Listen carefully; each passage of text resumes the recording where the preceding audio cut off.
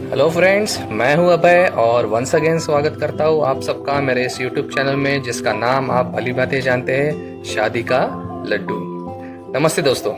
Video start करने के पहले मैं सबसे पहले अपने जितने भी मेरे व्यूवर्स हैं इस चैनल के और मेरे वीडियोस के, मैं उन सबको धन्यवाद देना चाहता हूं कि वो प्रॉपरली और कंटिन्यूसली मेरा चैनल देख रहे हैं, उस पर अपने लाइक्स भी दे रहे हैं, अपने कमेंट्स मुझे बता रहे हैं और चैनल को सब्सक्राइब कर रहे हैं। थैंक यू दोस्तों। लेकिन जो लोग आज पहली बार मेरे चैनल को विजिट कर रहे हैं और जो पहली बार इस वीडियो को देख रहे हैं और एंजॉय कर रहे हैं, उनके लिए मेरी एक स्पेशल रिक्वेस्ट है कि आप चैनल को लाइक कीजिए, अपने कमेंट्स भेजिए और चैनल को सब्सक्राइब कीजिए ताकि मेरे आने वाले हर एक वीडियो के लिंक आपको ऑटोमेटिकली मिलती रहे। आइए दोस्तों, शुरू करते हैं आज का टॉपिक। जैसा कि मैंने लास्ट वीडियो में कहा था और आपको हिंट दी थी कि हमारी इंडियन सोसाइटी में जितने भी अलग अलग टाइप्स मतलब शादी फिक्स करने के और शादी कराने के जो अलग अलग डिफरेंट तरीके हैं, इन तरीकों के बारे में हम लोग एक विस्तार में समीक्षा करेंगे। अब समीक्षा मतलब इसमें 2-3 तरीके के अलग अलग मैरिजेस के मेथड्स हैं। सबसे पहला, जैसा आप सब जानते हैं, अरेंज मैरिज, दूसरा है लव मैरिज, तीसरा है मैट्रिमोनियल साइट के थ्रू होने वाला मैरिज और किसी मीडिएटर के थ्रू होने वाला मैरिज। दोस्तों, इन सब के हमारे वीडियोस आज हम स्टेप बाय स्टेप बनाएंगे। इसमें सबसे पहला मेथड आज हम लेंगे अरेंज मैरिज। अब इसकी चर्चा हम विस्तार से कैसे करेंगे ये समझ लेते हैं। सबसे पहले अरेंज मैरिज क्या होती है हम लोग ये समझेंगे। उसके बाद अरेंज मैरिज करने की क्या अच्छाइयाँ है, क्या खूबियाँ है वो, और दूसरे साइड में अरेंज मैरिज की क्या क्या बुराइयाँ है, मतलब इसमें क्या क्या इम्प्रूवमेंट होने चाहिए। और इस विस्तार की चर्चा होने के बाद सबसे लास्ट में एक ऐसा मैं आपको सॉल्यूशन बताऊंगा कि ये जो थोड़ी बहुत कमियां इस मैरिज के मेथड में रह गई है, इसको दूर करके एक अच्छा खासा मैरिज हम लोग किस तरह से कर सकते हैं। आइए दोस्तों, स्टार्ट करते हैं। सबसे पहले स्टार्ट करते हैं आज के वीडियो में अरेंज मैरिज। दोस्तों, अरेंज मैरिज क्या होती है ये मुझे आपको अलग से बताने की जरूरत नहीं है क्योंकि आप भली भांति इस तरीके से बहुत अच्छे से परिचित हैं। लेकिन फिर भी इसका एक छोटा सा ब्रीफ में डिस्क्रिप्शन ले लेते हैं। लड़का या लड़की जो भी एक दूसरे के साथ या उनके रिलेटिव एक दूसरे के साथ रिश्ता जोड़ने के लिए इंटरेस्टेड होते हैं, वो खुद या अपने किसी रिलेटिव के थ्रू या किसी मीडिएटर के थ्रू एक दूसरे को मैसेज देते हैं। फिर लड़का और लड़की देखने का प्रोग्राम होता है, चाय पीने का प्रोग्राम होता है, खाने पीने का प्रोग्राम होता है, और उसके बाद उसी प्रोग्राम में लड़की और लड़का एक दूसरे को देखते हैं, पसंद करते हैं, और फिर शादी और एंगेजमेंट की डेट फिक्स करके ये लोग अपनी खुशियाँ मनाने के लिए आगे बढ़ जाते हैं। लेकिन दोस्तों, जैसा कि आज हमने अपना वीडियो शुरू किया है, इसमें मैंने पहले ही आपको बताया कि सबसे पहले इसकी अच्छाइयाँ देखेंगे और उसके बाद उसकी बुराइयाँ देखेंगे। दोस्तों, शुरुआत करते हैं इसकी अच्छाइयों से।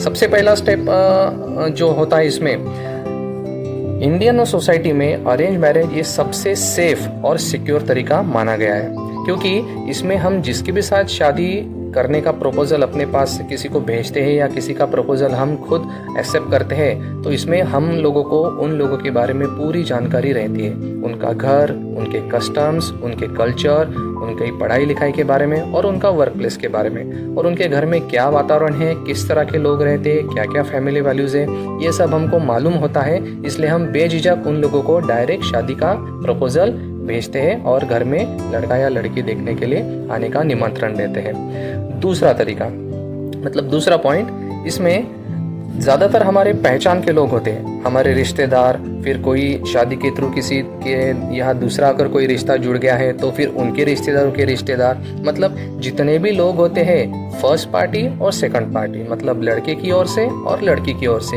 ये सभी लोग एक दूसरे को बहुत ही अच्छे से भली भांति पहचानते हैं। इसलिए जब कभी भी इस तरह की कोई मीटिंग फिक्स होती है और ये प्रोग्राम शुरू होता है लड़का या लड़की देखने का या शादी फिक्स करने का, तो इसमें हम लोगों की पहचान एक दूसरे के साथ होने के कारण किसी भी तरह का कोई भी मेंटल स्ट्रेस नहीं होता है।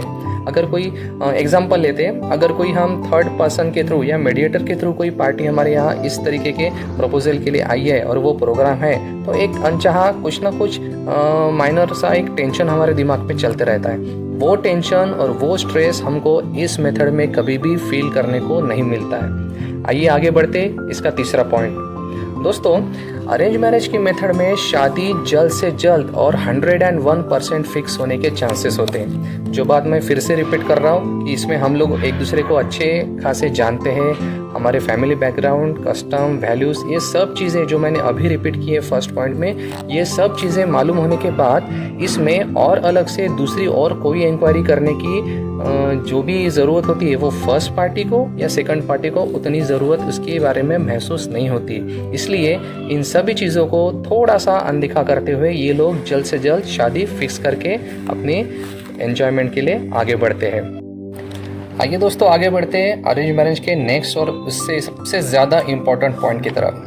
दोस्तों, अरेंज मैरिज में जैसा कि लोग एक दूसरे को बहुत अच्छे से जानते हैं, अब यहाँ पे हम ये भी ग्रांटेड होल्ड करके चलेंगे लड़का और लड़की शादी के लिए एक दूसरे के साथ तैयार है, उन्होंने हाँ कर दिए, तो शादी अनफर्गेटेबल तरीके से होनी चाहिए, बहुत ही सब लोगों के अच्छे से एक शानदार तरीके से होनी चाहिए। ऐसा हर एक माँ बाप का, हर एक पेरेंट्स का और हर एक लड़का और लड़की का सपना रहता है। अब इसमें अगर लड़की की तरफ से या लड़की की तरफ से एक दूसरे की तरफ कोई छोटी मोटी डिमांड भी की जाती है कि हमारी शादी किसी पर्टिकुलर होटल में, किसी पर्टिकुलर जगह पे ऐसा ऐसा एक डेकोरेशन रहेगा, ऐसा ऐसा प्रोग्राम के साथ होना चाहिए, तो ये छोटी मोटी डिमांड्स बहुत ही आसान तरीके से एक दूसरे की मान ली जाती है और सभी लोग हंसी खुशी इस बात के लिए राजी होते हैं और अपनी शादी की धूम मचाने के लिए आगे निकल पड़ते हैं। दोस्तों, यहाँ तक हमने देखा कि अरेंज मैरिज जो शादी फिक्स करने का तरीका है, इसमें क्या क्या अच्छाई है। आइए फोकस करते कि इसमें क्या क्या निगेटिविटी है, जो कि ड्रॉबैक्स है।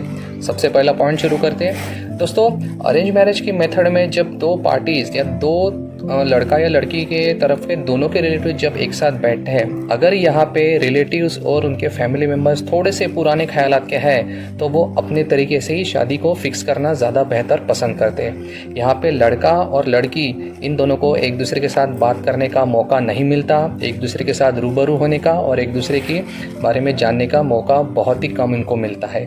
ये अरेंज मैरिज की तरह मेथड का सबसे पहला ड्रॉबैक हो सकता है।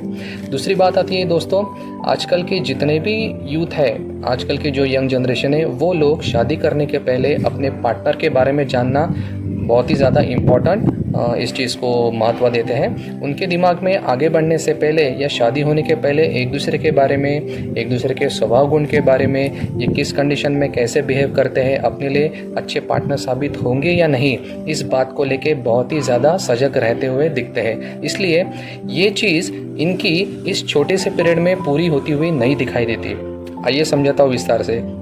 लड़की या लड़का देखने का जो भी आधा 1 या 1.5-2 घंटे का प्रोग्राम होता है, इस छोटे से प्रोग्राम में हम जिसके साथ हमको अपनी पूरी ज़िंदगी बितानी है, ऐसे पार्टनर का चुनाव कैसे करें और कौन से बेसिस पे करें। वैसे देखा जाए तो उनका ये ऑब्जेक्शन बहुत ही सही है दोस्तों, लेकिन जिनके पिछड़े थोड़े से, जिस फैमिली में थोड़े से पिछड़े ख्यालात के लोग हैं, वो लोग इस बात को इतना ज़्यादा इम्पोर्टेंट नहीं देते।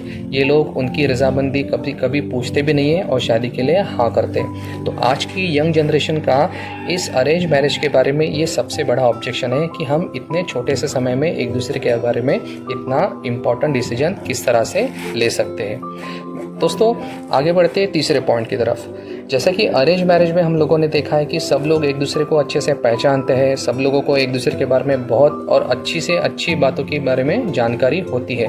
कोई भी डाउट इनके दिमाग में नहीं होता है, बस ये लोग शादी फिक्स करके आगे निकलना चाहते हैं। यही एक्सपेक्टेशन वो अपने लड़के या लड़की की तरफ से भी रखते हैं कि सब कुछ अच्छा है, अब और क्या डाउट्स है आपके मन में, और ऐसी कोई बात नहीं है कि जिसके बारे में हम डाउट लेने की गुंजाइश रख सकते हैं। तो इनको इस शादी के फिक्स करने के मेथड में हाँ करने के लिए एक माइनर सा टेंशन होता है, प्रेशर होता है। अगर किसी लड़की या लड़के को इन सब चीज़ों के बावजूद भी किसी बारे में कोई डाउट है, कुछ पूछताछ करनी है, लड़के या लड़की के साथ बात करनी है, तो वो यहाँ पे होने के चांसेस बहुत ही कम होते हैं और ये इस मेथड का सबसे बड़ा ड्रॉबैक है। इसके बाद दोस्तों बढ़ते हैं नेक्स्ट पॉइंट की तरफ। अगर किसी लड़की या लड़के को इसमें एक दूसरे के साथ बात करने का चांस मिल भी गया है या ऐसी कोई अरेंजमेंट हो भी गई है इस लड़की देखने के प्रोग्राम में, तो वो लोगों के ऊपर भी एक छोटा सा टेंशन होता है कि कितना जल्दी वो अपना डिसीजन हम सबको बताते हैं, क्योंकि बाकी सब रिलेटिव्स, उनके घर के बुजुर्ग लोग उनके हाँ या ना के लिए वेट करते रहते हैं। अब एक दूसरे के साथ बात करने के बाद भी ये लोग उस छोटे से समय में एक दूसरे को बहुत ही अच्छे से नहीं जान पाते और कभी कभी ऐसी आधी अधूरी जानकारी जानकारी लेकर ही वो शादी के लिए हाँ कर देते हैं। क्योंकि अगर समय बढ़ता है इनकी मुलाकात का तो इधर से कमेंट्स आना शुरू हो जाते हैं, इतनी क्या बातें करनी इन लोगों को जो हमने भी अपनी लाइफ में ये डिसीजन लेते वक्त की नहीं है। तो ये एक छोटा सा माइनर टेंशन इनके दिमाग में हमेशा कैरी होते रहता है और उसके चलते ये लोग वैसे भी परेशान होकर शादी के लिए हाँ कह देते हैं। तो दोस्तों, जैसा कि हमने अरेंज मैरिज के गुण देखे, इनकी कमियां देखी, आइए अब इसके ऊपर से एक छोटा सा और अच्छे से अच्छा सॉल्यूशन निकालने की कोशिश करते हैं जो मैंने अपने हिसाब से सोचा है, ताकि ये जो हमारा अरेंज मैरिज का प्रोग्राम है वो बहुत ज़्यादा अच्छा हो। ना लड़के के दिमाग पे कोई टेंशन हो, ना लड़की के दिमाग में कोई प्रेशराइज हो, और वो खुले दिल से इस प्रस्ताव को हाँ करके अपनी आगे की लाइफ की ज़िंदगी, आगे की लाइफ की जो खुशियाँ हैं वो बटोरने के लिए तैयार हो जाए। दोस्तों, अरेंज मैरिज कैसी होती है, क्या होती है, हमने ये भी देखा, इसके प्लस पॉइंट देखे, इसके पॉजिटिव पॉइंट्स देखे और इसके नेगेटिव पॉइंट्स भी देखे। आइए देखते हैं इसमें अच्छा खासा एक सुवर्ण मध्य किस तरह से हासिल किया जाए। जब कभी भी लड़का या लड़की या उसके पेरेंट्स को इस तरह का कोई प्रपोजल एक्सेप्ट होता है या खुद अपना प्रपोजल किसी के यहाँ भेजते हैं, तो दोस्तों इसमें एक बात हम डेफिनेटली कर सकते हैं, लड़का या लड़की एक दूसरे को जानते नहीं है तो सबसे पहले इन दोनों को एक दूसरे के साथ मिलने का चांस कैसे मिला, कैसे दिया जाए या इनकी मीटिंग किस तरह से फिक्स की जाए, इसके बारे में सोचना चाहिए।